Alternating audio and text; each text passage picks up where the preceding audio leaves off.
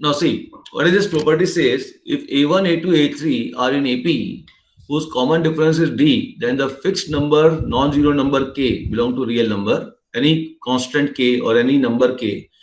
है ना? If you add that number, A1, A2, A3 किसमें बच्चों AP में है.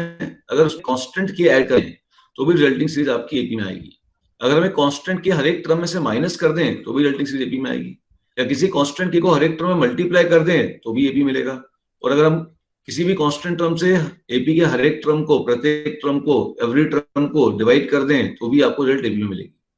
तो इसका मतलब क्या हुआ? Let us suppose we have a AP like 1, 3, 5, 7 है ना, so on. ठीक है, अब टू नहीं, थोड़ा फाइनाइट AP ले लेता हूँ जिससे कि आपको वर्किंग करने में दिक्कत नहीं हो. 7, 9, 11, 13, 15 ये AP. अब मैं कह रहा हूं कि इसकी एवरी टर्म में 1, 3, 5, 7, 9, 11. Now what I am saying, if I add a constant, let's say I am adding number 7 to each term. अब मैंने सब में अगर 7 ऐड कर दिया तो भी देखो जो रिजल्टिंग AP आएगी वो भी हमारी जो रिजल्टिंग सीरीज आएगी वो भी हमारी AP में होगी. देखो दिस विल बिकम 8, ये हो जाएगा आपके पास 7 + 3 10, ये हो गया आपका 12. Again see common difference is 2. तो इफ 1, 3, 5 आर इन AP, है ना, इफ 1, 3, 5, 7 आर इन AP और उसमें अपन ने कोई कांस्टेंट ऐड किया तो भी सीरीज आपकी AP में आएगी. अच्छा, अगर कोई कांस्टेंट सब्ट्रैक्ट किया तब क्या होगा? अगर कोई आपने -7 कर दिया हर एक में से तो भी जो नई सीरीज आएगी वो AP में होगी. यदि आपने इसको मल्टीप्लाई कर दिया, है ना, इसमें आपने मान लिया 7 का मल्टीप्लिकेशन कर दिया, 1 × 7, 3 × 7, 5 × 7, 7 × 7, 9 × 7, then whatever output you will get, those output will be also in AP. यदि आपने इसको डिवाइड किया, let's say we are divided by 1/7, 2, 3/7, 5/7, 7/7, 9/7, 11/7, again the result will be in AP. तो दिस इज वन प्रॉपर्टी कि अगर AP में अगर कोई नंबर्स AP में है उसमें if you add a same number, ठीक है, if you add a same number, ठीक है, टू ईच टर्म और subtract a same number to each term, then resulting series will be always in AP. अब यही बात GP में कैसे होती है वो भी समझ लेते हैं. सपोज कर ले GP सीरीज है 1, थोड़ा गैप देके लिखे, 1, फिर 2, फिर 2 स्क्वायर, 2 क्यूब, 2 4, ये आपका GP है. ठीक, अब मैंने क्या बताया था आपको पिछली क्लासेस में कि AP में जो प्लस था वो GP में जाके क्या हो जाएगा? इनटू. तो अगर मैं इस सब में 7 का इनटू कर दूं, नंबर में सेम ही रख रहा हूं 7, सब में अगर 7 का इनटू कर दूं तो रिजल्टिंग सीरीज GP में होगी. दूसरा देखो, माइनस को मैंने क्या बताया था, AP का माइनस GP में क्या होता है? डिवीजन. अगर मैं सबको 7 से डिवाइड कर दूं then also resulting series in GP. ये हम AP की प्रॉपर्टी लिख रहे हैं और यहां पे उसे काउंटर पार्ट GP की प्रॉपर्टी लिख रहे हैं.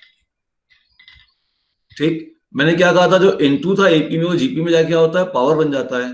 तो अगर मैं सबकी पावर 7 कर दूं, जैसे 1 की पावर 7 कर दिया, 2 की पावर 7 कर दिया, 2 स्क्वायर की पावर 7 कर दिया, 2 क्यूब की पावर 7 कर दिया, 2 की पावर 4 की पावर 7 कर दिया, then also this result will be in GP.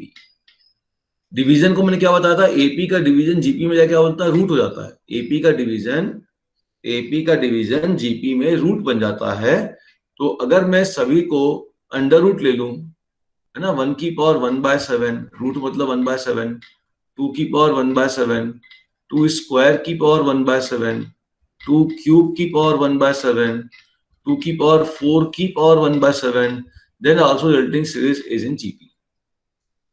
तो अपने ने जो कॉन्सेप्ट पढ़ा था कि अगर AP का प्लस GP में जाके इनटू होता है, AP का माइनस GP में जाके डिवीजन बनता है, AP का इनटू GP में जाके पावर बनता है, AP का डिवीजन GP में जाके रूट बनता है. क्लियर होगी बात सभी को? ठीक है, तो ये ध्यान रखिए, एपी की सीरीज अगर हमें प्रॉपर्टी याद है तो जीपी की प्रॉपर्टी तो हम बना ही लेंगे।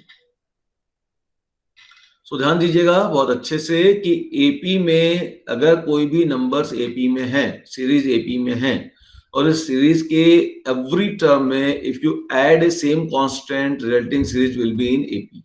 If you subtract the same constant, then also you will get AP. If you multiply it by same number, you will get an AP. If you divide it by same number, you will get an AP. ठीक है, और GP समझ में आ गया? GP में क्या होगा? Plus किए क्या हो जाएगा? Into division power and root. ठीक है, then also the resulting series will be in GP. ठीक, now the second property is कि सपोज कर लो आपके पास दो जीपी है, एक है 1357, एक ले लेते हैं 1 3 5 7 9 11 13 15। अब अगर मैं कुछ सेम गैप के बाद नई सीरीज बनाऊं, जैसे मान लो मैंने गैप दिया यहां पे,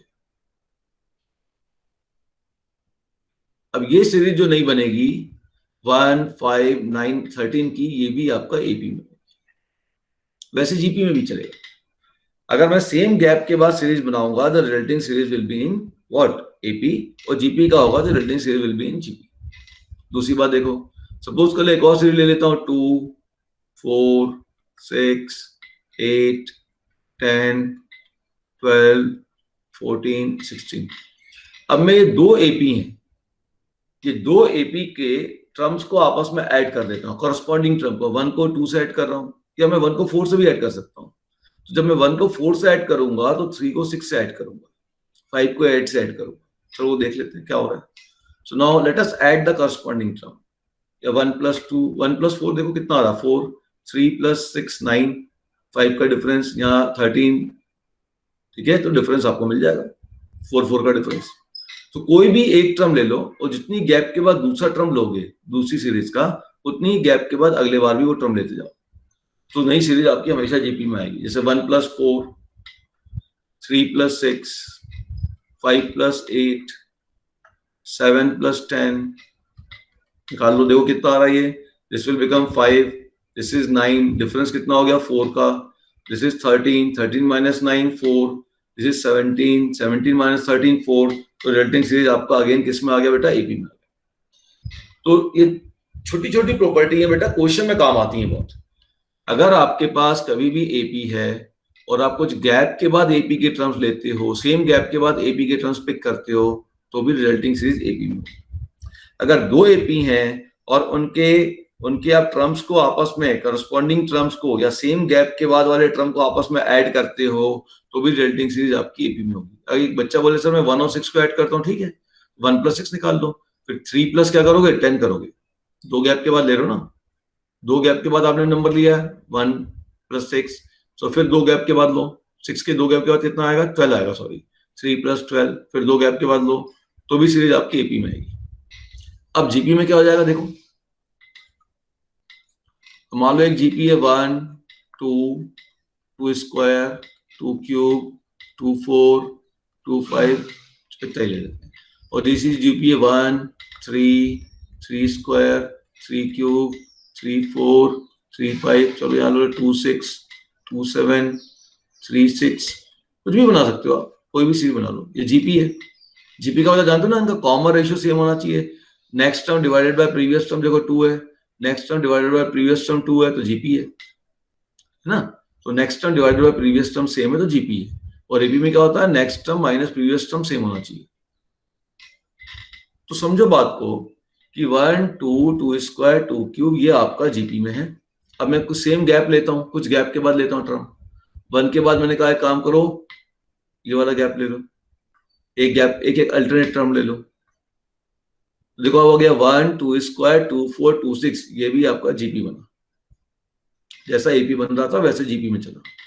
अब इन दो को मल्टीप्लाई करके देख लेते हैं, तो हो गया 1, अगला मल्टीप्लाई करते हैं तो 2 × 3, नेक्स्ट मल्टीप्लाई करते हैं तो 2 स्क्वायर × 3 स्क्वायर, नेक्स्ट मल्टीप्लाई करते हैं 2 क्यूब × 3 क्यूब। अब आप देखिए कॉमन रेशियो कितना आया, next term divided by previous term, तो 2 × 3/1 6 हो गया। नेक्स्ट टर्म है 2 square into 3 square divided by previous term 2 into 3, ये भी 6 हो गया। तो इसका मतलब अगर मैं जैसी एपी में मैंने मल्टीप्लाई किया था वैसा ही जीपी में मल्टीप्लाई करूंगा। यहां मैंने क्या किया था, ऐड किया था। एपी का प्लस जीपी में क्या होता है बच्चों, इनटू होता है। तो प्लस को हमें किस में चेंज करना है, इनटू में। तो ये जो इनटू हमने कर दिया टर्म्स को, तो भी रिजल्टिंग सीरीज इन जीपी आ गई। तो आप दोनों प्रॉपर्टी को थोड़ा कंपैरेटिवली स्टडी करेंगे ना तो बहुत इजी हो जाएगा। And what I want from you, भाई एनसीईआरटी तो आप सॉल्व कर रहे हैं, जो मैं मैटर भेज रहा हूं आप वो सॉल्व कर लीजिए साथ में। एग्जाम्पल जरूर सॉल्व करिए, because examples are very very good examples. ठीक है ना, कुछ के एग्जाम्पल बहुत ही अच्छे दिए मैंने उसमें। चलिए अब आते हैं अगली प्रॉपर्टी, सबसे important property of AP, the most important property of AP. What it say, read it. In a finite AP the sum of the terms equidistant from beginning and the end is always constant and is equal to the sum of first and last term. Read it. क्या कह रहा है मैं समझाता हूं। So he is saying sum of the term equidistant, this is the very important word here, equidistance from beginning and end, from beginning and end is always constant। मतलब अगर मैं स्टार्टिंग और एंडिंग लूं तो स्टार्टिंग और ending से same distance वाले जो टर्म होंगे, स्टार्टिंग और एंडिंग से सेम डिस्टेंस वाले जो टर्म होंगे, उनका सम अगर मैं लूंगा तो वो हमेशा कांस्टेंट होगा। तो क्या होगा इसका मतलब, लेट्स सी, यहां समझिए। सपोज कर लें वी हैव ए सीरीज 1 3 5 7 9 11 13 15 17, ये। अब मैंने कहा इक्वी डिस्टेंस मतलब यहां से जितना डिस्टेंस इधर मूव करोगे पीछे से भी उतना डिस्टेंस आ गया। मतलब यहां से आप अगर सेकेंड टर्म पे गए तो पीछे से भी सेकेंड टर्म पे आना है। तो यहां से सेकेंड टर्म कौन है, 3 है। लास्ट से सेकेंड टर्म कौन है, 15 है। Beginning and end, this is the beginning, this is the end. Beginning से इक्वी डिस्टेंस, एंड से equidistance. What is this sum, this sum is 18।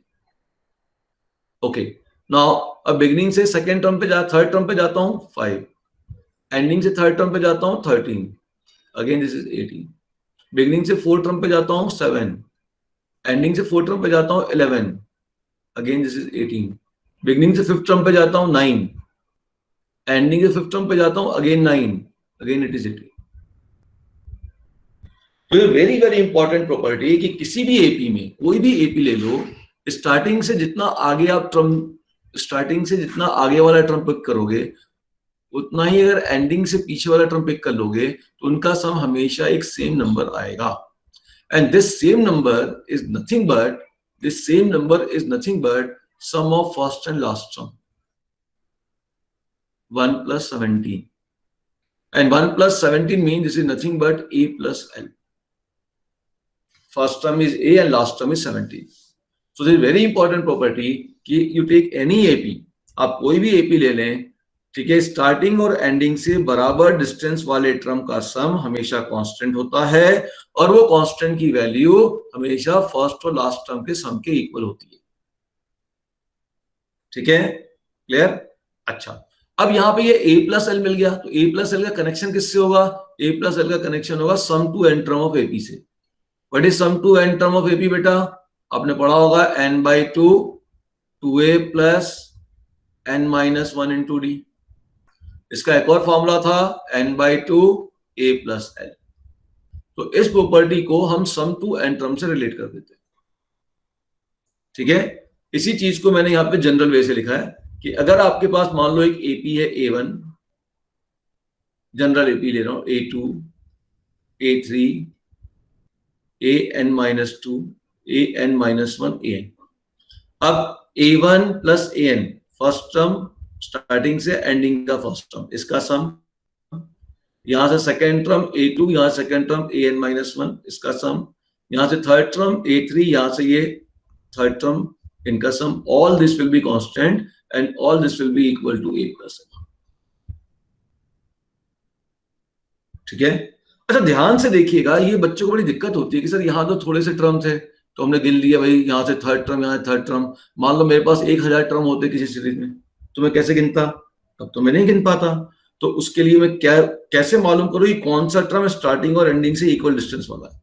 तो ध्यान से यहाँ पे देखो, यहाँ पे ध्यान दीजिएगा बेटा, ये a2 और an-1, अगर ये 2 और n-1 का मैं सम करूंगा, 2 और n-1 का सम करूंगा तो देखो n+1 मिलेगा। 3 और n-2 का सम करूंगा फिर भी देखो n+1 मिलेगा। 1 और n को सम करूंगा फिर भी क्या मिलेगा? n+1 मिलेगा। इसका मतलब वो दो टर्म स्टार्टिंग और एंडिंग से इक्वी डिस्टेंस टर्म होंगे जिनके लोअर सफिक्स का सम n+1 होगा। फिर से बोल रहा हूं, वो दो टर्म इक्वी डिस्टेंस टर्म कहलाएंगे स्टार्टिंग और एंडिंग से जिनके लोअर सफिक्स का सम n+1 होगा। बात मेरी समझ में आ गई? लोअर सफिक्स का सम क्या होना चाहिए? n+1। So if ak is the kth term from the starting, तो कौन सा टर्म यहां एंडिंग से इक्वल होगा? n-k+1। ये वो आप लास्ट टर्म एंड से जो टर्म लिखते थे वही तो लिखा। ये kth term from starting is kth term from ending. kth term लिखना सीखा था हमने, n-k+1 ये लिख दिया। तो इन दोनों का सम हमेशा a1 + an होगा। यहाँ पे देखो ak और इसको ऐड करो, ये k से k कैंसल और यहाँ n+1 आ जाएगा। अरे भाई कोई आपसे बोले कि आपको mth term from the end निकालना है किसी भी एपी में, इसी एपी में मान लो, इस एपी में मान लो, अब वो kth term from the end निकालना है, ak फ्रॉम एंड निकालना है। तो ak फ्रॉम एंड क्या होता था? a total number of term n minus जो टर्म हमें एंड से चाहिए k+1। ये टर्म कहां से हो जाएगा? फ्रॉम स्टार्टिंग हो जाता है। ak from end is equal to what? थोड़ी प्रॉपर्टियां हैं बेटा इसलिए समझा रहा हूं। ak फ्रॉम एंड, ठीक है, एंड से kth टर्म चाहिए, तो this will be equal to a, n is what? Total number of term in AP that is n minus कौन सा टर्म एंड से चाहिए? k+1, this term from starting.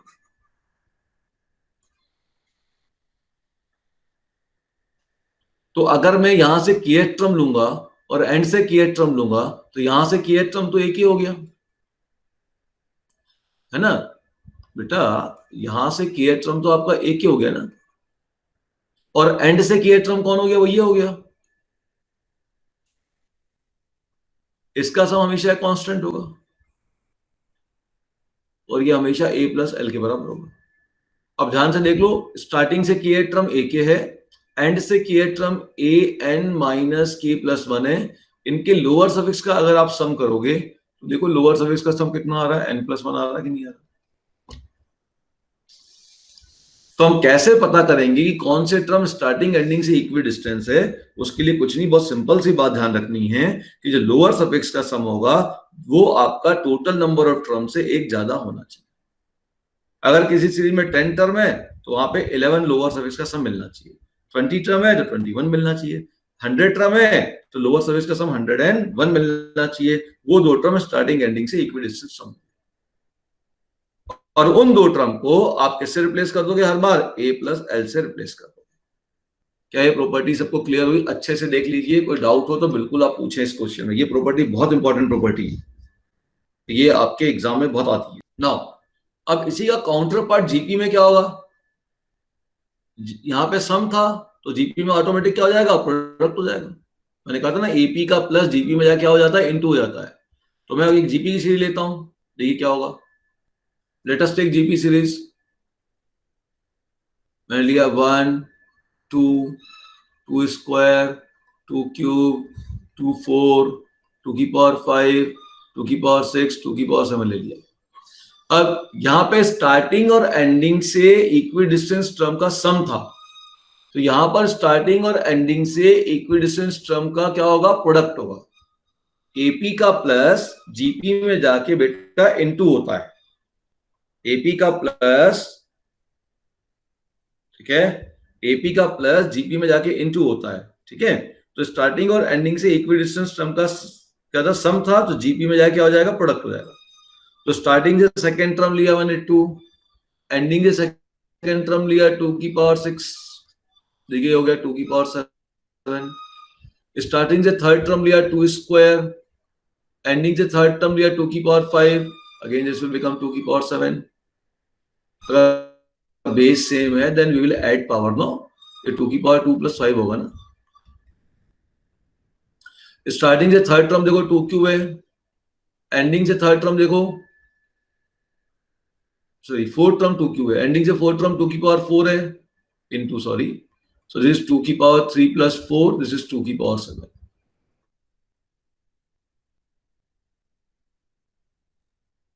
जो प्रॉपर्टी या प्लस के लिए एपी में ट्रू है, जीपी के लिए वही प्रॉपर्टी इनटू के लिए ट्रू। ये अगर याद है तो इसको याद करने की आवश्यकता नहीं है, यू कैन फ्रेम इट। मेरी बात समझ में आई सभी को? कोई डाउट है तो बताइए इसमें। Is this clear to everybody?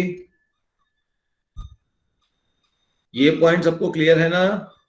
Plus को इनटू में चेंज करना, माइनस को डिवीजन में चेंज करना, पहले भी हम ले चुके हैं ये चीज, इनटू को पावर में और डिवीजन को पावर में। यस, अब अगर क्लियर है तो यस भेजिए, बिकॉज आपकी तरफ से कुछ भी मैसेज नहीं आ रहा है।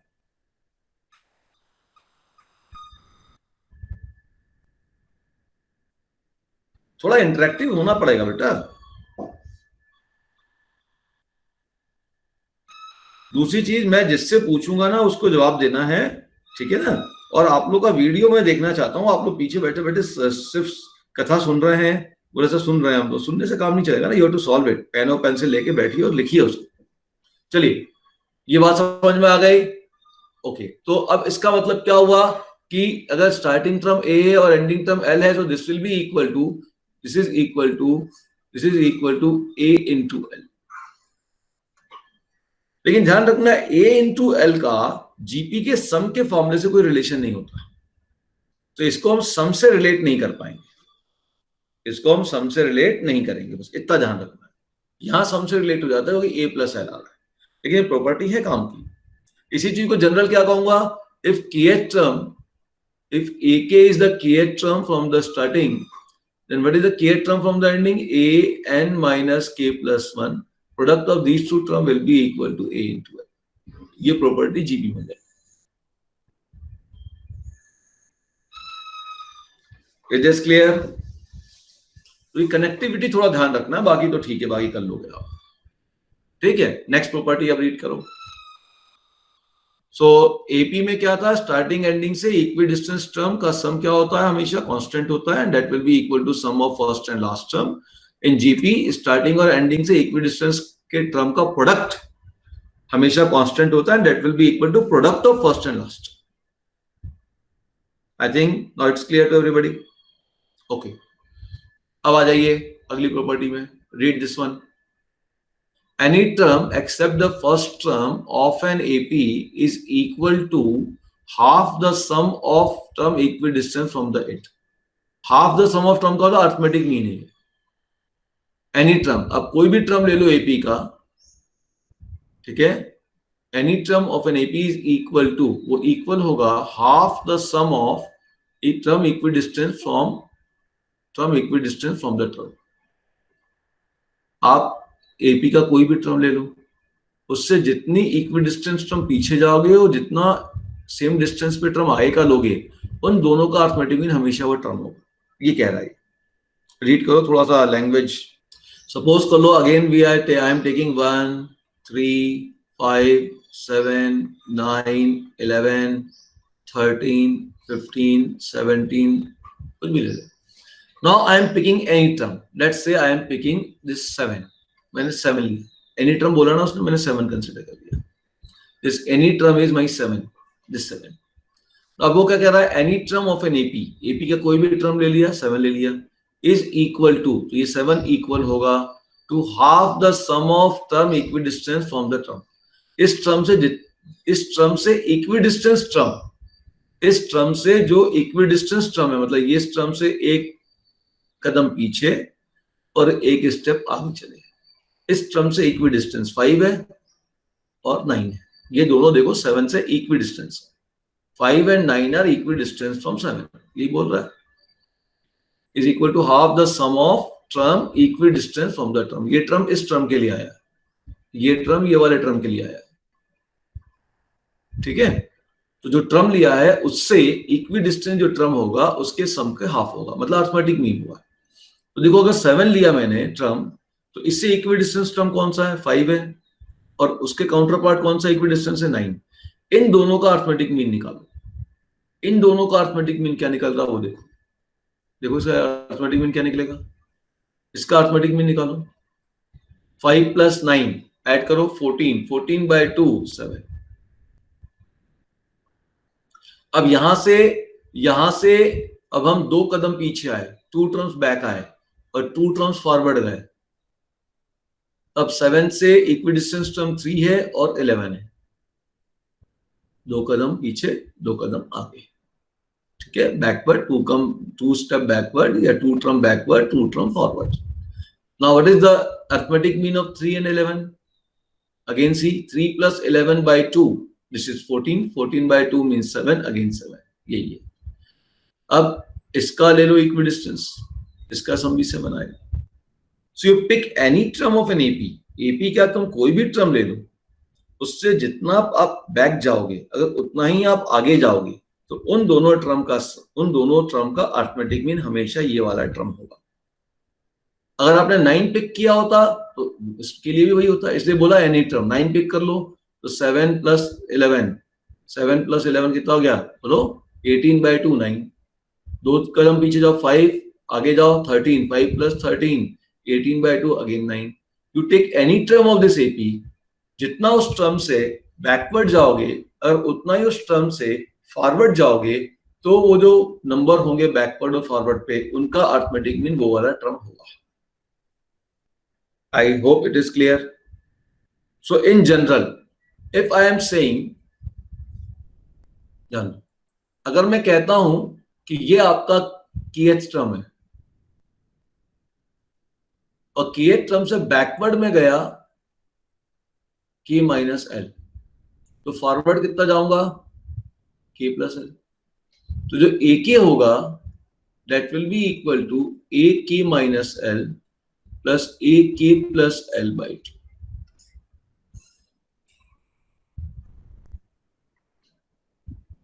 Is that clear? ये बच्चे सबको क्लियर हो गया?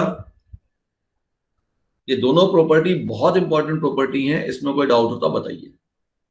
You take any term of an AP, हम बच्चे एपी का कोई भी टर्म ले लें, उस टर्म से जितना हम बैक में जाएंगे अगर उस टर्म से उतना ही हम आगे जाएंगे, तो बैक में जितना हम बैक चलेंगे उतना ही आगे जाएंगे, उससे जो हमको नंबर मिलेंगे उन नंबर का अगर हम अरिथमेटिक मीन निकालेंगे तो वो वाला टर्म मिलेगा जिससे हम बैक और फॉरवर्ड गए थे। Is this clear to everybody? भाई क्लियर हो तो मैं आगे बढ़ू, और नहीं हो then you can ask your doubt, you can open your mic and ask, उसमें कोई दिक्कत नहीं है। रिकॉर्डिंग में होगा कोई प्रॉब्लम नहीं, क्लास क्लियर होनी चाहिए। मैं तो एडिट करता हूँ, मैं हटा दूंगा उसको अगर ज्यादा वो होगा। You can open your mic and you can ask your doubt if you have any doubt. Otherwise, you can say no. Yes, sir, it is clear. अच्छा, अब यही चीज जीपी में क्या होगी?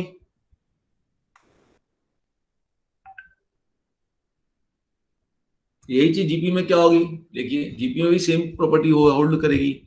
1 2 2 स्क्वायर 2 क्यूब 2 4 2 5 2 6 2 7 ले लिया। टेक एनी टर्म, लेट्स से मैंने 2 क्यूब लिया या 2 4 ले लेता हूं, यहां पर let's take 2 4। Now from here take term equidistant from starting and ending. So sorry from this term, तो इससे equidistant term कौन सा लिया मैंने? ये वाला लिया। अब इसका अगर मैं ज्योमेट्रिक मीन निकालूंगा, ज्योमेट्रिक मीन जानते ही हो आप, √ab होता है, g = √ab geometric mean. a और b का ज्योमेट्रिक मीन होता है √ab, ठीक है, जो मैंने बताया ही था आपको। तो ये आपके पास अगर मैं 2⁵ इंटू 2⁵ का रूट निकालूंगा, देखिए क्या आएगा, √2⁸ एंड 2⁵ इज नथिंग बट 2⁴। ये आ गया ज्योमेट्रिक मीन। अब मैं अगर मान लीजिए इससे 2 कदम पीछे चलूं और 2 कदम आगे चलूं, 2 step backward 2 step forward, then also you will get this is geometric mean. If I will go 3 step backward and 3 step forward, then also I will get this is the geometric mean. तो same property जो plus के लिए hold हो रही थी वो यहाँ पे ज्योमेट्रिक मीन के अरिथमेटिक मीन के लिए होल्ड हो रही थी, वो ज्योमेट्रिक मीन के लिए होल्ड होगी, ठीक है ना। और हार्मोनिक मीन, हार्मोनिक के लिए सोचना ही नहीं, एपी का उल्टा कर देंगे, हमारे तीनों चीजें कवर हो जाएंगी। So what is the geometry? What is real? If AK is, let's say AK. If AK is any term of an GP, and let's say AK minus L is the term L term backward or L term backward, and AK plus L will be the term LK forward of AK, then the geometric mean of these two will be AK. ये दोनों बड़ी important property हैं, हम बहुत बार क्वेश्चनों के अंदर इसका use कर देंगे. नाउ अब मैं कह रहा हूं इस अगली प्रॉपर्टी देखते हैं, next property. Now read this property. मैंने तो थोड़ा अलग अलग कलर से कर दिया, इससे आपको थोड़ा अच्छा लगे. If the number of term of an AP is odd, अगर नंबर टर्म ऑड है, then the sum of the term is equal to the product of middle term and the number of term. ये तो पिछली class में मैंने एक बहुत मजेदार फॉर्मूला अपन ने डेवलप किया था, याद आया? क्या किया था अपन ने कि sum of any AP will be what? बताओ. Sum of any AP, sum of AP क्या होगा? कोई भी एपी हो, number of term into arithmetic mean. ये किया था. Arithmetic mean of what? First and last number.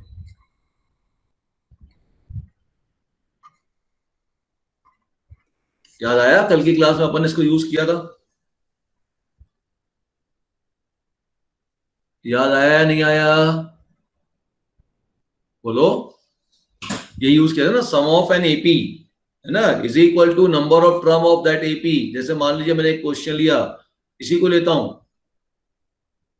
मान लो क्वेश्चन है 1 3 5, कुछ और, कोई और एपी बताओ. चलो कोई दूसरी एपी लेता हूं 3 7, कितने का डिफरेंस बना दिया? 4. फिर 11 15 19. ठीक है, क्लियर? चलो चेक करते हैं. और एक टर्म ले लें. 19 प्लस 4 कितना हो गया? 23. ठीक है ना? देख लो, एपी है ना, सही. अच्छा, अब आप सब लोग इसको सम करके देखो और अपन देखते हैं सम करके कितने टर्म में. 1 2 3 4 5 6. तो 6 into arithmetic mean of first and last number 3 plus 23/2. तो ये तो कैंसिल हो गया. ठीक है, तो कितना आया आपके पास? 6 into 26/2 मतलब 30. इसका सम करके देखो, इतना सम आ रहा कि नहीं आ रहा?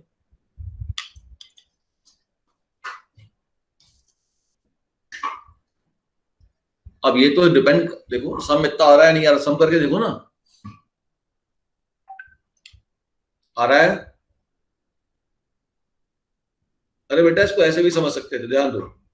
मैं इसको ऐसा भी लिख सकता हूं, ध्यान से देखो. I can write it like this also, that 3 into 26. कोई प्रॉब्लम? मैं ऊपर 26 को कैंसिल करने की जगह, बाहर वाले 6 को कैंसिल कर देता. अब देखो इसको ऐसे समझो, बिल्कुल सिंपल बात है ना. इसका सम है 26, इसका सम है 26, इसका सम है 26. कितने पेयर बने? 26 के 3 बने. यही तो लिखा है. अब ये ऊपर वाली प्रॉपर्टी यूज कर लो ना, वही बात आ रही है. इसका सम, इक्विडिस्टेंस का सम. ठीक है, ये जो लिखा हुआ है, ये भी है a प्लस एल 3 प्लस 23, ये भी है a प्लस एल, ये भी a प्लस एल. तो कोई भी एपी का सम करोगे, that will be equal to number of term into arithmetic mean of first and last number. इसको एक रिजल्ट दिमाग में बिल्कुल बिठा लीजिए. और यही बात अगर मैं मिडिल इसके लिए कह रहा हूं कि number of term of an AP is odd. ठीक है, ऑड होने दो. then the sum of the term is equal to the product of the middle term and the number of term. अच्छा, ये बोल रहा product of the middle term. Middle term क्या होता है एक्चुअल में? जैसे कितने ऑड हैं देखो, 1 2 3 4 5 6 ऑड चाहिए था. तो एक काम करते हैं, एक और इसमें घुसा देते हैं. अभी ये समझ में आ जाएगा तुमको. वो ले लो, ये ले लो, बहुत अंतर नहीं है. 3 7 11 15 19. चलो कम कर देते हैं. तो 5 टर्म हो गए. So number of term is odd. The sum of this AP is equal to, क्या बोला? नंबर ऑफ टर्म, क्या बोला हमने? Number of term equal to the middle term and the number of term. So number of term तो कितना 1 2 3 4 5. So number of term is 5 into middle term. What is the middle term? Middle term is 11 into 11. ये 11 है आया कहां से भाई? अगर आप ध्यान से देखो तो ये कुछ नहीं है, तो ये लिखा ना 5 into arithmetic mean of first and last number, यही तो है। अरे भाई फर्स्ट एंड लास्ट नंबर का नंबर ऑफ टर्म ऑड होंगे तो फर्स्ट और लास्ट नंबर का अर्थमेटिक मीन ये बीच वाला होगा ही होगा, अगला स्टेटमेंट वही होगा, ठीक है। एक ही बात है, घुमा घुमा के इधर उधर हम समझा रहे हैं। यहां लिखो आप, लिखो if the number of term of an AP is even then arithmetic mean of middle two term is arithmetic mean of first and last term. वही बात कह रही।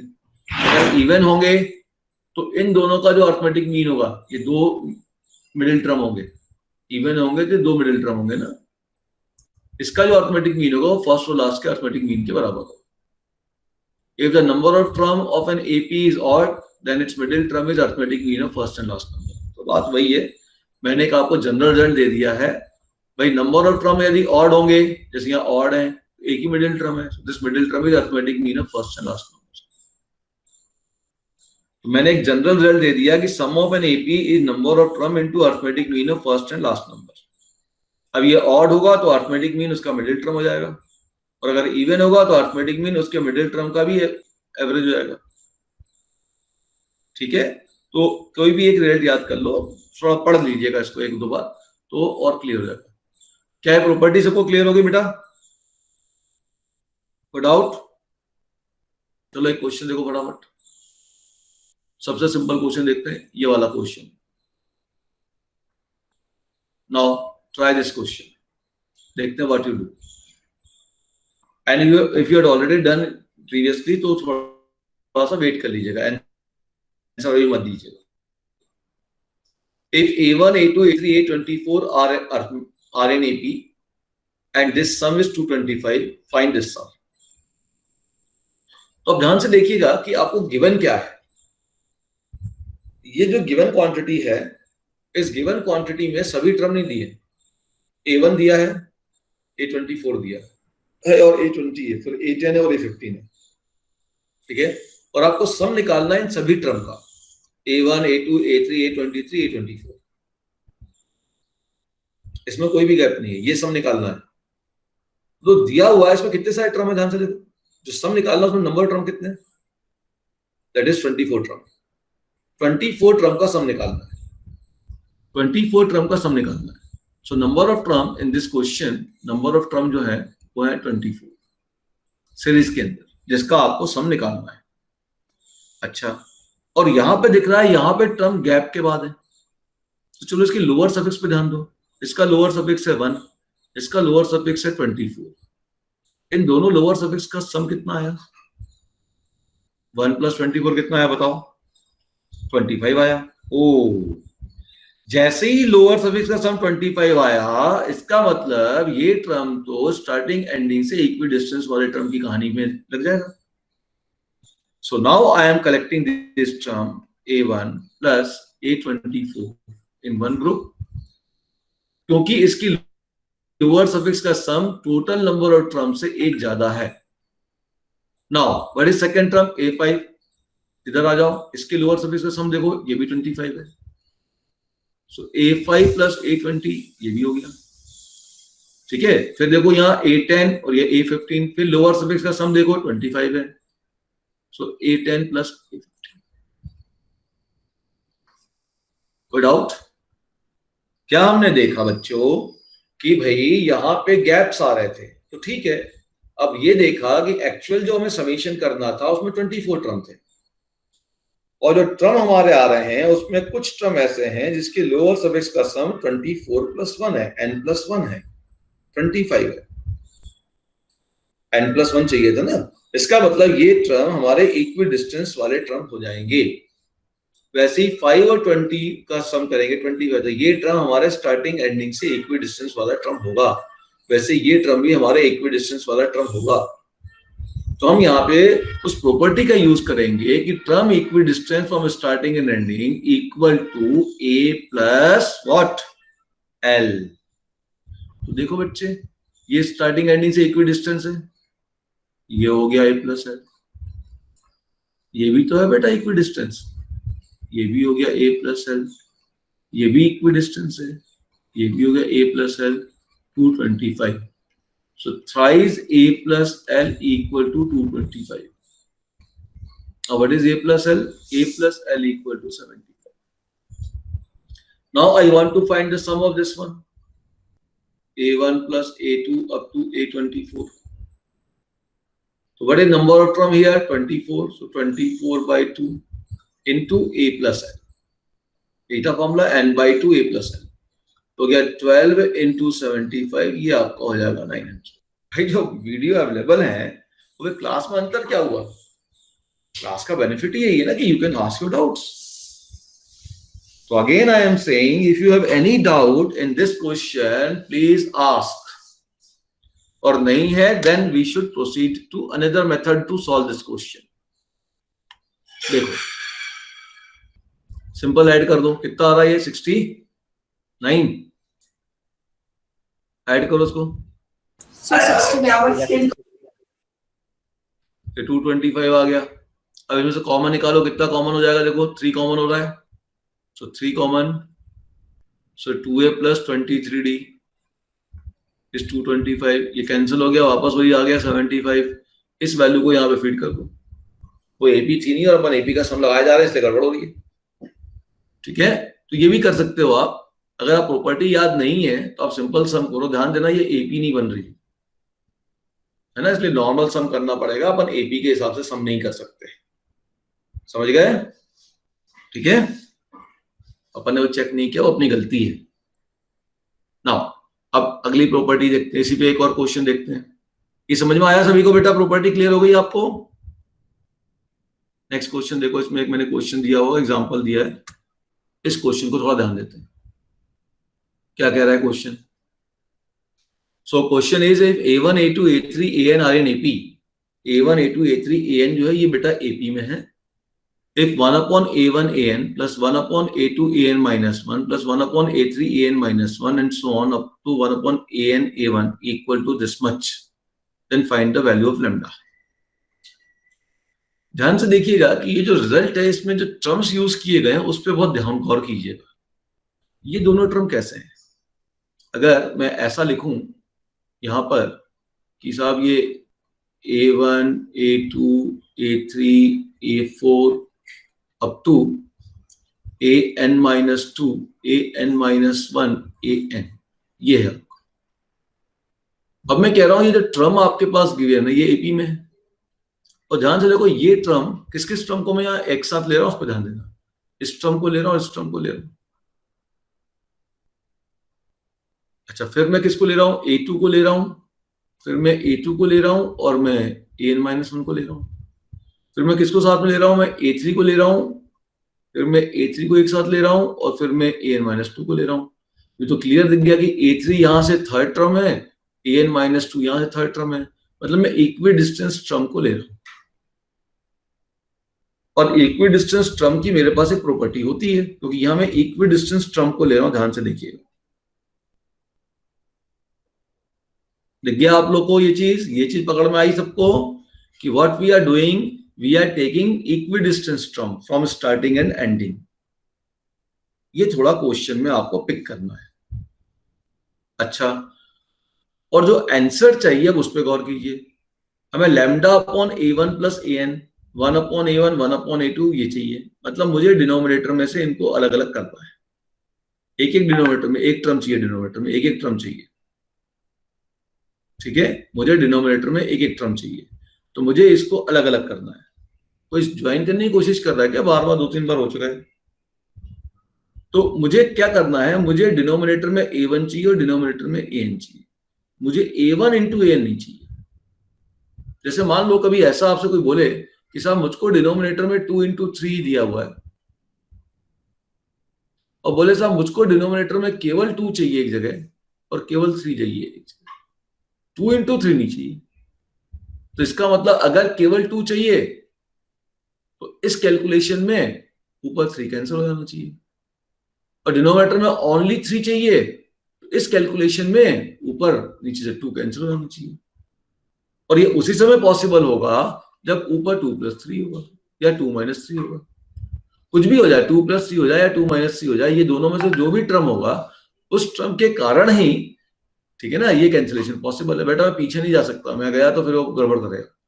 तो अब आप देखो, इसको जैसे ही डिवाइड करोगे आपका ये 3 कैंसिल हो जाएगा, तो 1/2 का फॉर्म आएगा, 2 कैंसिल हो जाएगा, 1/3 मिल जाएगा, ठीक है ना, प्लस माइनस यहां डिवाइड करोगे तो आपका 3 कैंसिल हो जाएगा, 1/2 मिल जाएगा। तो अगर डिनोमिनेटर में 2 नंबर का प्रोडक्ट है, बहुत छोटी सी बात कर रहा हूं, अगर डिनोमिनेटर में 2 नंबर का प्रोडक्ट है आपके पास, और आपको वो दोनों डिनोमिनेटर में 2 नंबर का प्रोडक्ट है और आपको वो दोनों नंबर अलग अलग चाहिए, आपको वो दोनों नंबर क्या चाहिए, अलग अलग चाहिए, तो इन 2 नंबर का सम या डिफरेंस ऊपर क्रिएट करना पड़ेगा। मैंने जो बोला वो समझ में आ गया? बहुत छोटी सी बात बोल रहा हूं अलजेब्रा की, कोई बड़ी बात तो है नहीं। तो यदि डिनोमिनेटर में आपके पास a1 इंटू an है और अपने को a1 चाहिए, उसके साथ an नहीं चाहिए, an केवल चाहिए, उसके साथ a1 नहीं चाहिए, अलग अलग डिनोमिनेटर चाहिए, तो इसके न्यूमरेटर में, इस जगह न्यूमरेटर में आपको या तो a1 प्लस an लाना पड़ेगा, या आपको a1 माइनस an लाना, या an माइनस a1 लाना पड़ेगा, या an प्लस a1 लाना पड़ेगा। तो अगर यहां डिनोमिनेटर में a1 इंटू an है, तो न्यूमरेटर में या तो आपको an प्लस a1 लाना पड़ेगा, या आपको an माइनस a1 लाना पड़ेगा। तो ध्यान से देखो, एपी में तो an माइनस a1 की तो कोई प्रॉपर्टी ही नहीं है। लास्ट टर्म और फर्स्ट टर्म का डिफरेंस, ऐसा तो कोई प्रॉपर्टी नहीं है। डिफरेंस क्या होती है? कंसेक्यूटिव टर्म का डिफरेंस, नेक्स्ट और प्रीवियस का डिफरेंस, वो प्रॉपर्टी होती है। सुन गए, समझ गए मेरी बात? ठीक है, तो मेरे पास ये माइनस वाली तो कोई प्रॉपर्टी ही नहीं है। हाँ, लेकिन लास्ट टर्म और फर्स्ट टर्म के सम की प्रॉपर्टी जरूर है, जो अभी हमने पढ़ी, ठीक है ना। अच्छा, ये बात समझ में आ गई? तो इसका मतलब यहां पर हम माइनस नहीं लाएंगे, यहां पे हम क्या करेंगे, माइनस नहीं लाएंगे, यहां पे हम क्या लाएंगे बेटा, बोलो? यहां पे हम प्लस ही लाएंगे। अच्छा, एक और बात समझो, बाई चांस मान लो किसी क्वेश्चन में, ऐसे क्वेश्चन अभी मिलेंगे, किसी क्वेश्चन में a1 इंटू a2 आ गया, a1 इंटू a2 आ गया, और रिजल्ट में a1 अलग चाहिए, a2 अलग चाहिए, डिनोमिनेटर में a1 अलग चाहिए, a2 अलग चाहिए, सेपरेटली चाहिए हमको डिनोमिनेटर में a1 और a2, ठीक है, ओके। तो आप मुझे बताओ कि इन दोनों के बीच में क्या रिलेशन है। मुझे इन दोनों का या तो सम या इन दोनों का डिफरेंस ऊपर चाहिए, तो या तो मुझे a2 प्लस a1 ऊपर लाना पड़ेगा, या a2 माइनस a1 ऊपर लाना पड़ेगा। अब मुझको बताइए क्या चीज ला सकते हैं अपन ऊपर? क्या a2 प्लस a1 की भी प्रॉपर्टी है एपी में? वो तो नहीं है, लेकिन a2 माइनस a1 की है, तो यहां पर आप माइनस वाली प्रॉपर्टी यूज करेंगे। क्या ये दो बातें तुम्हारे समझ में आ गई? बहुत सिंपल अलजेब्रिक कॉन्सेप्ट से मैंने काम किया कि यदि डिनोमिनेटर में 2 टर्म का प्रोडक्ट है, तो और मुझे अलग अलग डिनोमिनेटर में चाहिए नंबर, तो ऐसे तो करते आ रहे हो आप, तो मुझे न्यूमरेटर में इन्हीं दोनों का प्लस या इन्हीं दोनों का माइनस मिलना चाहिए। जो भी ला सकता हूं वो लेके आओ। Is this clear to everybody? इसमें कोई डाउट है तो बताइए, क्वेश्चन सॉल्व रहेगा। खत्म है क्वेश्चन आपका?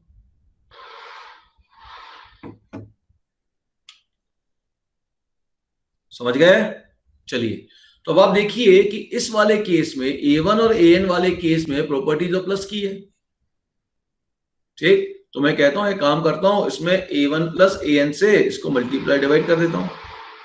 सो what we will do, we will multiply and divide. Solution समझिए,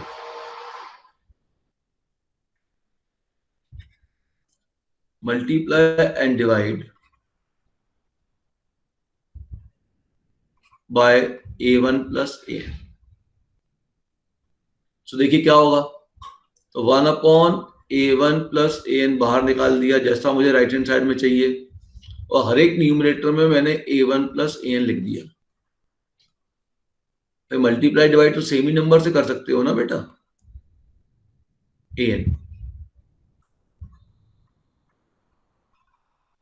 ठीक है ना बेटा, we can multiply and divide by same number only ना। ऐसा तो नहीं हो सकता कि एक न्यूमरेटर में अलग नंबर से मल्टीप्लाई करूं, दूसरे में अलग से करूं, ये तो पॉसिबल ही नहीं है। चलिए अब देखिए, समझिए इसको ध्यान से क्या हो रहा आगे। ओके, क्लियर है इतना? यहां तक कोई डाउट तो नहीं किसी को? अब अगला टर्म क्या हो जाएगा, देखो अगला टर्म फिर बनेगा a1 plus A N upon a3 into A N minus क्या 2 अप टू लास्ट टर्म में। फिर ध्यान से देखिएगा a1 इंटू ए एन है ये बेटा, लास्ट टर्म था an इंटू ए1, फिर यहां हो जाएगा a1 प्लस ए एन। क्या ये स्टेप सबको क्लियर है? Is this step is clear to everybody? देख लो ध्यान से, ये बगल में क्वेश्चन लिखा हुआ तुम्हारा, पहला टर्म में a1 an था, ऊपर हमने a1 प्लस an से मल्टीप्लाई कर दिया सब जगह और डिनोमिनेटर सबके लिख दिए। अब हमको लगानी है प्रॉपर्टी। क्यों लगानी है प्रॉपर्टी? और इससे ये तो सिंपल मल्टीप्लिकेशन डिवीजन है, यहाँ कोई एपी की प्रॉपर्टी की जरूरत थोड़ी है, बिल्कुल नहीं है यहाँ पे एपी की प्रॉपर्टी की जरूरत, लेकिन यहाँ पर है। क्यों है यहाँ पे जरूरत? ध्यान से देखो, यहाँ डिनोमिनेटर में a2 into A N minus one है और यहाँ a1 और an है। यहाँ तो a2 और an माइनस वन चाहिए था, यहाँ तो a3 और an माइनस टू चाहिए था, इन्हीं दोनों का सम चाहिए था ना ऊपर।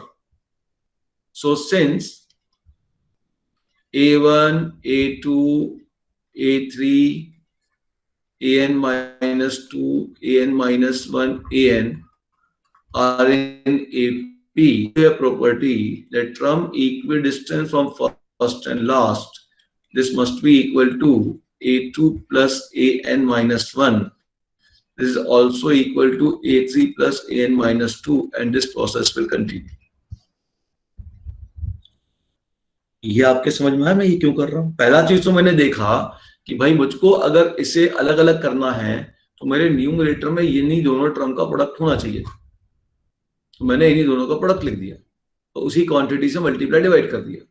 फिर मैंने देखा कि यहां तो ये काम कर रहा है लेकिन यहां पर ये काम नहीं कर रहा, क्योंकि तो ऊपर तो a1 और an है और नीचे तो a2 और an माइनस वन है, मुझे तो इन्हीं दोनों का सम चाहिए। यहां मुझे a3 और an माइनस टू चाहिए ऊपर।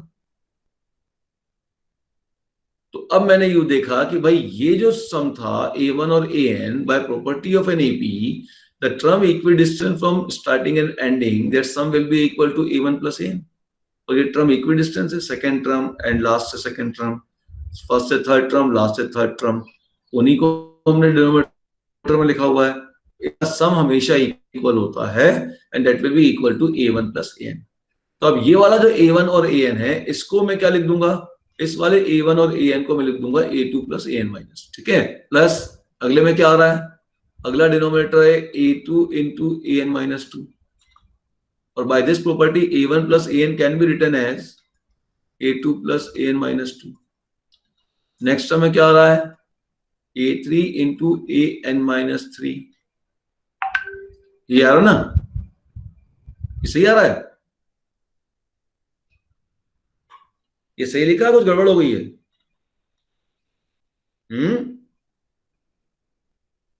सर सही an लिखा है? Minus one. ध्यान दो बेटा। तो यहां पे क्या आएगा, an माइनस टू आएगा ना, तो ये हो गया a3 plus an minus two, और लास्ट टर्म था आपका an इंटू a1, ये हो जाएगा a1 plus an। So 1 upon a1 plus an, divide कर दो इधर, a1 से a1 कैंसिल, यहां आ गया a1 upon a1 into an, an upon a1 into an, a2 upon a2 into an minus one, an minus 1 upon a2 into an minus 1. This process will continue and last term is a1 upon an into a1 plus an upon an into a1. अब cancellation पे आ जाओ, clear दिख रहा है कि आपका ये जो टर्म है a1 ये कैंसिल an यहाँ कैंसिल, a2 यहाँ कैंसिल, an -1 यहाँ कैंसिल, a1 यहाँ कैंसिल, an यहाँ cancel. So what is left here? 1 upon a1 plus an. यहाँ डिवाइड कर दिया तो क्या 1 upon an. यहाँ बचा 1 upon a1. यहाँ बचेगा 1 upon an minus 1. यहाँ बचेगा 1 upon a2. लास्ट टर्म क्या बचेगा, ध्यान से देखो. लास्ट टर्म क्या बचेगा? 1 upon an plus 1 upon a1. अब आप ध्यान से देखिएगा कि यहाँ पे 1 upon a1 कितने बार आ गया? 2 बार. 1 upon an भी कितने बार आया? 2 बार, 2 टाइम्स आया. वैसे ही 1 upon a2 पिछले टर्म से आ जाएगा एक और बार. 1 upon an minus 1 इसके इस वाले टर्म से इसके पहले वाले टर्म से आ जाएगा. It means every term is coming how many times? 2 times. So 1 upon a1 plus an, this is equal to twice 2 upon a1 plus 2 upon a2 plus 2 upon a3 up to 2 upon an. तो 2 बाहर ले लो, so you will get 2 upon a1 plus an is equal to 1 upon an, 1 upon a2, 1 upon a3 dot dot dot 1 upon. आपने compare कर लें, therefore lambda will be equal to 2. मतलब आपको जो question में गिवन हुए टर्म है ना, सभी नहीं चाहिए, केवल उसका पहला टर्म बचाना है और आखिरी टर्म बचाना है, और बीच वाले सभी टर्म कैंसिल करने हैं. इसको देखते ही आपको याद हो गया, आ गया. मैंने ऐसा काम ट्रिग्नोमेट्री में भी किया था. अपन ने पढ़ा था टेलीस्कोपिक सम, पढ़ा था. अरे बोलो ना, ठीक है ना. तो देखो, जब भी अपने को जैसे यहाँ फर्स्ट टर्म आंसर में चाहिए और लास्ट टर्म आंसर में चाहिए, बीच के सभी टर्म कैंसल आउट करने हैं, तो हमारा एम क्या होगा? हमारा एम होगा कि हर एक टर्म को, this is the basic concept of telescopic sum. Telescopic sum जब भी लगाओगे उसमें क्या होगा कि स्टार्टिंग का टर्म बचेगा और एंडिंग का टर्म बचेगा, बीच के सभी टर्म कट जाएंगे. या ऐसा चाहिए तो टेलीस्कोपिक सम लगाना है. और टेलीस्कोपिक सम ये कहता है कि जो भी क्वांटिटी है, जो भी टर्म है, मान लो टी आर टर्म है, इस टर्म को आप 2 पार्ट में ब्रेक कर दो, ठीक है, T1 और T2, और बीच में माइनस ले आओ. अगले टर्म को भी 2 पार्ट में ब्रेक कर दो, T2 माइनस T3, और ऐसा ब्रेक करो कि पहले वाले में जो माइनस T2 था अगले में प्लस T2 हो जाए, जिससे ऐड करते ये सब कट जाएंगे. वैसे आगे भी कटते जाएंगे. अगले टर्म को और ब्रेक कर दो, T3 माइनस T4. अब यहाँ बीच में माइनस चाहिए. क्यों माइनस चाहिए? क्योंकि लास्ट वाला टर्म मुझे बचाना है और फर्स्ट बचाना है, बीच के सब काटने हैं तो माइनस चाहिए. और लास्ट टर्म को भी ब्रेक कर दो, Tn माइनस 1 माइनस T. तो किसी भी टर्म को, nth टर्म को या कोई भी सीरीज को आप इस तरीके से ब्रेक कर दो. इससे क्या होगा? देखो, ये टर्म इससे कट गया, ये इससे कट गया, ये वाला इससे कट गया, सब कट जाएगा, पहला और आखिरी बच जाएगा. तो जब भी किसी भी क्वेश्चन में, भले वो क्वेश्चन किसी भी चैप्टर में आ जाए बेटा, एपी में आ जाए, जीपी में आ जाए, ट्रिग्नोमेट्री में आ जाए, कैलकुलस में आ जाए, कहीं भी आए मैथमेटिक्स में, यदि अपने को फर्स्ट टर्म और लास्ट टर्म चाहिए आंसर में, if we want first and last term in our answer, and जो बीच के टर्म है, in between terms we do not want in our answer, so try to break each term into 2 parts as T1 and T2 and bring minus within them. This is the main concept. Now what you have to do here, इस bracket, जो bracket अब बना रहा हूं उस पर ध्यान देना. इस ब्रैकेट को लास्ट ब्रैकेट, अब इसको 2 पार्ट में ब्रेक करो, इसको भी 2 पार्ट में ब्रेक करो, चलो, और बीच में माइनस लाओ. और ऐसा ब्रेक करो कि पहले वाले पार्ट का जो टर्म होगा, अगर वो माइनस में है तो दूसरे वाले में वो प्लस में होगा, right. So what I will do, I will take this term a1 square minus a2 square, और इसको ब्रेक करता हूं. So this will be nothing but a1 minus a2 into a1 plus a2. and a1 minus a2, क्योंकि a1 a2 a3 are in AP, so a1 minus a2 is minus b. कोई problem?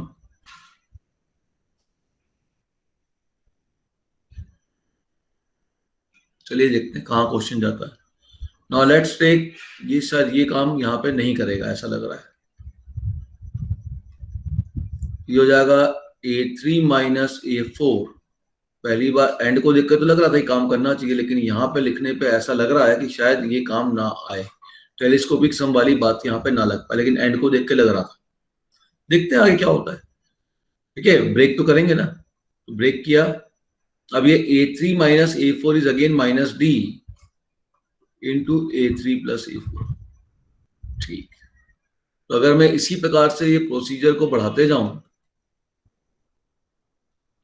और मैं आखिरी वाले को break कर दूं,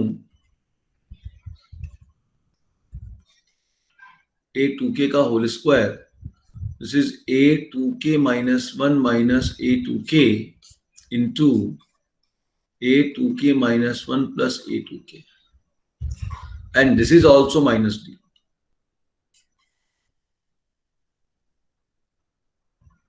ठीक, चलिए इतनी बात तो पकड़ में आ गई. ठीक है ना. हमने ब्रेक करने की कोशिश की, ब्रेक किया हमने.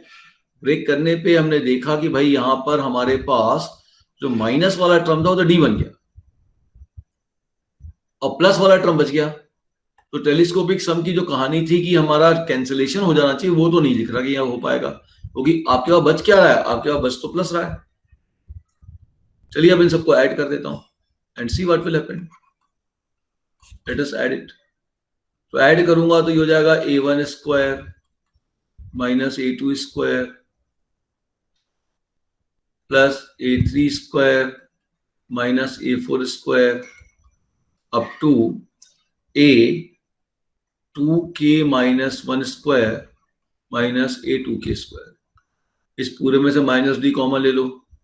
अंदर क्या बचा, a1 plus a2 plus a3 up to a2k minus 1 plus a2k. अब ये तो पूरी की पूरी AP बच गई.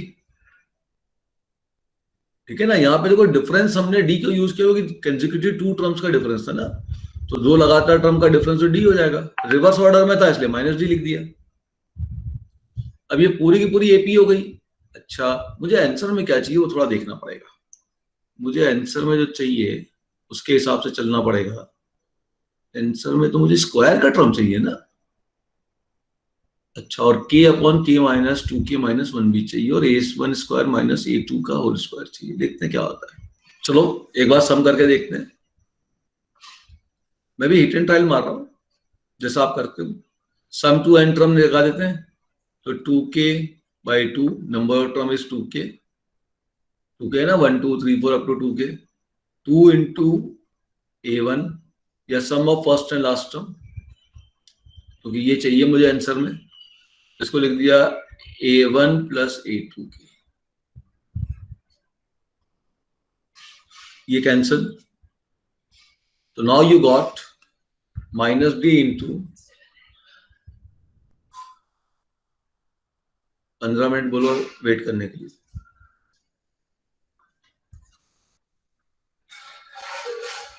Minus d into a1 plus a2k. Answer में क्या नहीं चाहिए, आंसर में ये चीज तो चाहिए, ये तो चाहिए. क्या नहीं चाहिए आंसर में, d नहीं चाहिए. See very carefully in answer. I don't want this d. into k भी होगा सर. into हाँ ये k भी है बेटा. into k, ये k तो चाहिए अपने को आंसर में, but we don't want d. Now how you will find d? और d के लिए अब मैं यूज करता हूं लास्ट टर्म का फॉर्मूला, क्योंकि nth टर्म सम का तो फॉर्मूला यूज कर ही चुका हूं, फिर से यूज करने का कोई मतलब तो है नहीं. अब d निकालने के लिए I will use the last term formula. L is equal to a plus n minus 1 into d. So what is L? Last term is a2k. A is here a1 plus n. N is number of term. How many number of terms are there? 1, 2, 3 up to 2k. So it is 2k minus 1 into d. अब D निकालने के लिए इसको उधर भेज दीजिए. So therefore D will be equal to a2k minus a1 whole divided by 2k minus. Now replace back this value. So this complete summation, then this complete sum will be equal to, ये sum जो हो जाएगा this will be equal to minus of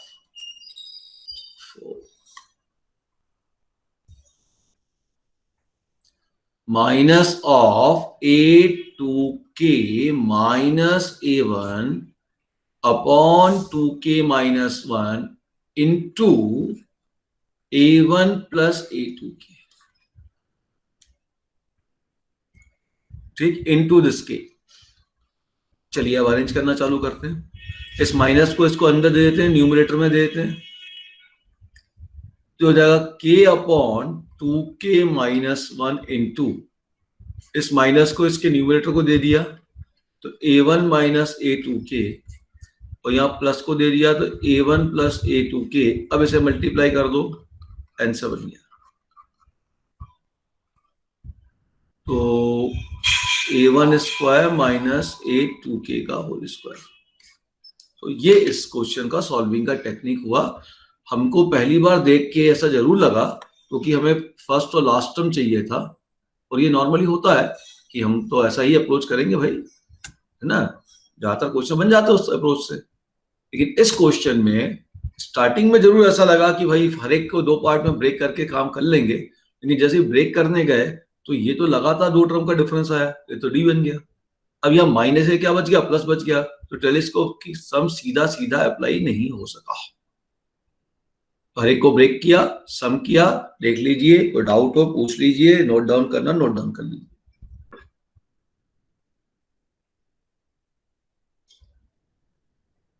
बेटा अगर आप class में जो पढ़ा रहा हूं तब साथ में नोट डाउन करेंगे, समझ लो पहले फिर नोट डाउन करो, तो ज्यादा फायदा मिलेगा आपको. बहुत से बच्चे ऐसा कर रहे हैं, क्लास में सुन लेते हैं फिर वेट करते हैं. अरे वेट कर रहे हो उतनी देर में तो नोट डाउन कर लोगे ना, उसके बाद फिर वीडियो देख लेना. कुछ पॉइंट अगर छूट गया है तो फिर से वीडियो देख लेना, तो वो चीज जल्दी याद होगी. जब तक लिखोगे नहीं बेटा चीजें याद नहीं होगी. मैं बच्चों को बार बार कह रहा हूं, जब तक तुम खुद पेन से नहीं लिखोगे ना चीजें नहीं होगी, भले कितनी इजी चीज हो. मैथ्स में भी मिस्टेक्स होती हैं, बहुत तगड़ी मिस्टेक्स होती हैं, हमें पता ही नहीं चलता मिस्टेक हो चुकी होती है. जैसे आपसे किसी ने कहा कि ए बी सी एपी में है, तो हम जानते हैं कि इस एपी वाली सीरीज को हम किसी भी नंबर से मल्टीप्लाई डिवाइड या इसमें कोई भी नंबर ऐड या सब्ट्रैक्ट कर सकते हैं. तो हमने कहा काम करो डिवाइड करो. मैं बस बता रहा हूं क्या कर सकते हैं. डिवाइड बाय एबीसी, आप चाहे तो सबको एबीसी से डिवाइड कर सकते हैं.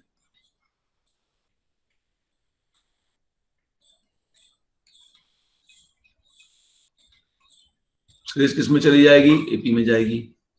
हर एक एपी के हर एक टर्म को सेम क्वांटिटी से डिवाइड की, तो ए से ए कट गया. अब क्या बचा, 1 अपॉन बी सी बचा, 1 अपॉन ए सी बचा, 1 अपॉन ए बी मिला. This is in AP. अब मैं चाहूं तो मल्टीप्लाई भी कर सकता हूं. चलो मल्टीप्लाई कर देते हैं. किससे मल्टीप्लाई कर दें, जिससे भी आपकी इच्छा है. इसने ये थोड़ी बोला कि आप इसी से करेंगे इससे नहीं करेंगे. तो डिनोमिनेटर में देखो मुझे ए बी मिल रहा है, बी सी मिल रहा है, ए सी मिल रहा है. तो मैंने कहा एक काम करो, मैं मल्टीप्लाई कर देता हूं a B plus B C plus A c से. अरे कोई ज्वाइन करने की कोशिश कर रहा है क्या, बाबा आवाज आ रही है तो उसको बोल दो कि भैया अब तो एक बार क्लास चालू हो गई, अभी कुछ गड़बड़ है इसलिए मैं बार बार बैक नहीं जाऊंगा. बोलो अगली क्लास में आना, टाइम पे आना.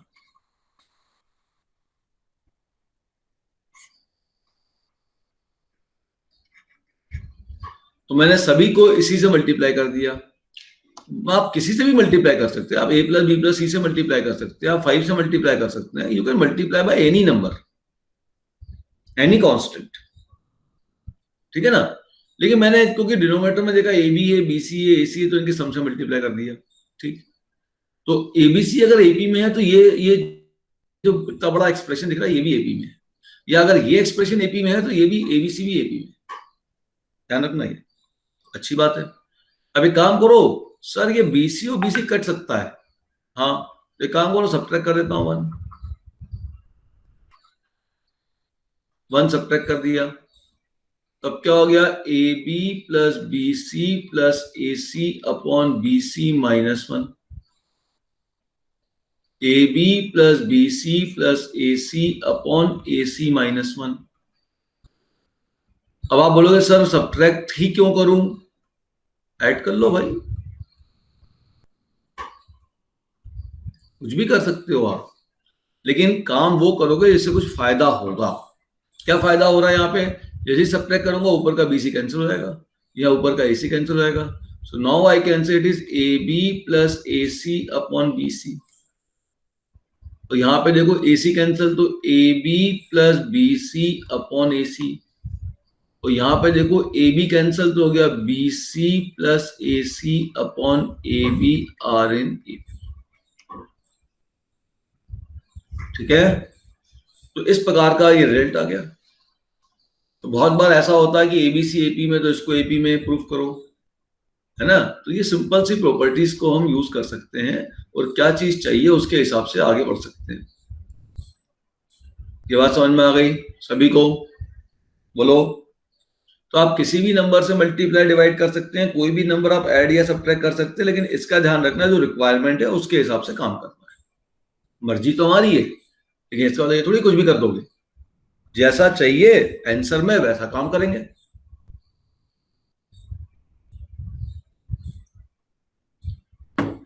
ठीक है, एक बात और समझिए, एक और प्रॉपर्टी अपन ने पढ़ी थी कि दो अगर एपी हैं, जैसे ये मान लो एक एपी है, ये दूसरी एपी है, ये दो एपी का जो टर्म का सम होगा a plus one upon B c, b plus sorry